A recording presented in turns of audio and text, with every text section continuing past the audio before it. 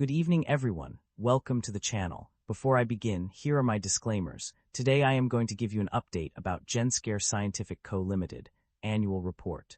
JENSCARE Scientific Co. Limited is a medical device company that specializes in developing innovative products for treating structural heart diseases.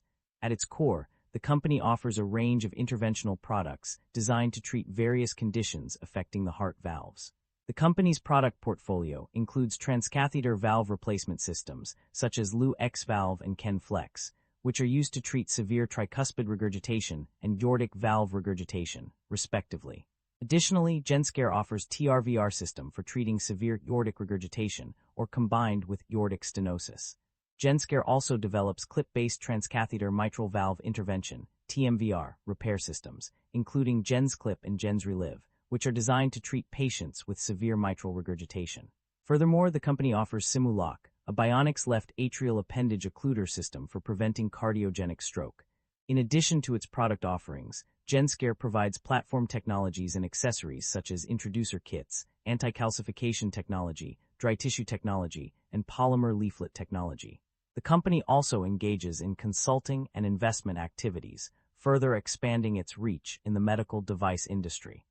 JENSCARE Scientific Co. Limited maintains a market capitalization of $4 billion, broadly in line with the industry peer group. JENSCARE Scientific Co. Limited trades at a higher price-to-book ratio of 4.09 times relative within the industry. While the stock does not screen as absolutely cheap, mixed valuation signals relative to industry peers prevent a definitive conclusion. With the broader industry trading at lower valuation levels, this may reflect transitional pricing dynamics rather than clear mispricing, warranting further analysis of earnings quality, growth sustainability, and balance sheet strength. The balance sheet appears very conservative, with liabilities representing only 11% of total assets. While this indicates low financial risk, investors should examine the composition and quality of the company assets to determine whether they justify the current valuation. Liabilities have increased, while assets and equity have failed to keep pace or declined.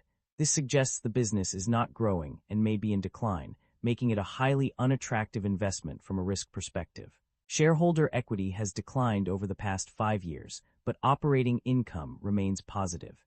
The equity weakness may stem from capital structure changes such as buybacks or dividends rather than operational deterioration.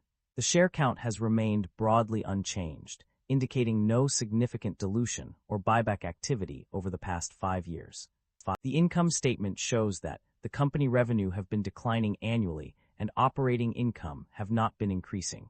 This shows that the business is under pressure with rising cost and its management is unable to expand the business. The primary drivers of revenue growth for KEN-Valve can be attributed to several key factors. The company's rapid growth in its first year of commercialization, positive clinical data presented at world-leading academic forums, and completion of pivotal clinical trials all contributed to increased sales and market access. Additionally, the NMPA approval in China, swift market coverage at hundreds of hospitals nationwide, and a tiered sales network with competitive pricing strategy further boosted revenue growth. The company's expansion into new markets, including New Zealand, and recognition of its differentiated advantages worldwide also played a significant role in driving revenue growth. Furthermore, the introduction of new products, such as interventional products for structural heart diseases and consulting services, created new revenue streams. Strong clinical results, large patient demand, and excellent efficacy of KEN-Valve's products also contributed to accelerating commercial implantation procedures nationwide. On the other hand, the primary drivers of revenue decline were largely due to external factors. A significant decrease in government grants from RMB 6719 to 108 RMB 0 was a major contributor to revenue decline. Additionally, decreases in gains on financial assets at fair value through profit or loss and foreign exchange gains also negatively impacted revenue growth. The company's net income saw a significant improvement in 2025 compared to the previous year, with a substantial increase of RMB 82.5 million. This marked a shift from a nil net income in 2024 to a positive figure in 2025. However, profit margins reveal a mixed picture. The gross profit margin for 2025 stands at 91.1%, but there is no comparable data for the previous year to gauge its improvement or decline. On the other hand, other income and gains decreased from RMB 41.6 million in 2024 to RMB 16.6 million in 2025, indicating a reduction in non-operating revenues. This decrease may have contributed to the overall increase in net income, suggesting that the company's core operations played a more significant role in generating profits in 2025 compared to 2024. The company's financial performance indicates a concerning trend. According to the provided information, the company has been generating negative operating cash flow in both 2025 and 2024. The net cash flows used in operating activities were RMB 75,004 in 2025 and RMB 217,552 in 2024, as stated on page 1 of the reference material. Furthermore, pages 31 and 32 confirm that the company's operating cash flow has been negative. This suggests that the company is struggling to generate sufficient cash from its core operations, which may have significant implications for its long-term sustainability. The company's debt level has shown mixed results in recent years. On one hand, the total debt increased from RMB 16,015 to RMB 28,041, as per page 8 of the summary. However, a closer look at page 33 reveals that the total bank and other borrowings decreased from RMB 60.3 million to RMB 43.8 million. This discrepancy suggests that the company's debt level has not been consistent across different periods.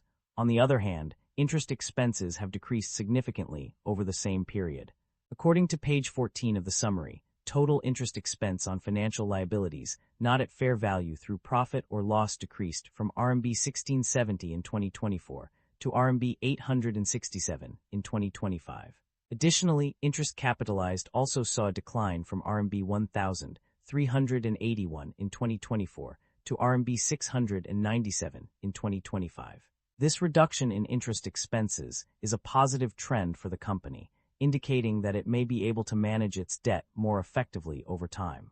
The performance of various segments and regions within the company has been analyzed.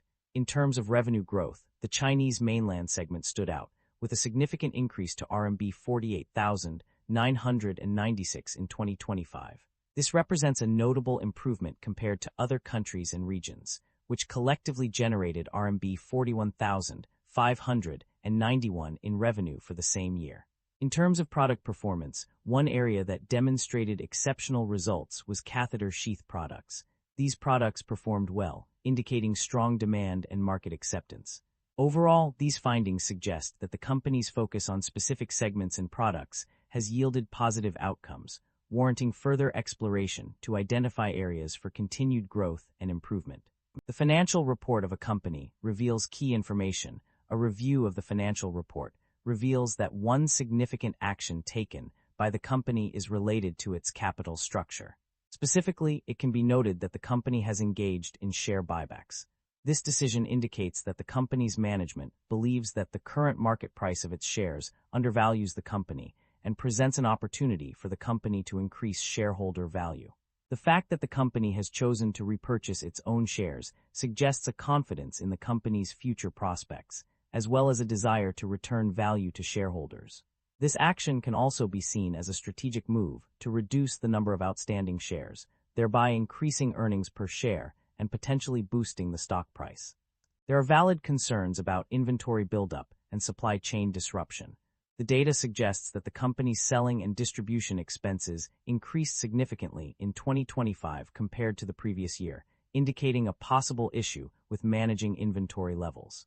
Furthermore, the write-down of inventories to net realizable value was higher in 2024 than in 2025, which raises concerns about potential inventory buildup. This discrepancy suggests that the company may be struggling to manage its inventory effectively, leading to increased expenses and potentially disrupting supply chains. That concludes the financial summary for JENSCARE Scientific Co. Limited. Feel free to comment below, and I will be happy to answer them when possible.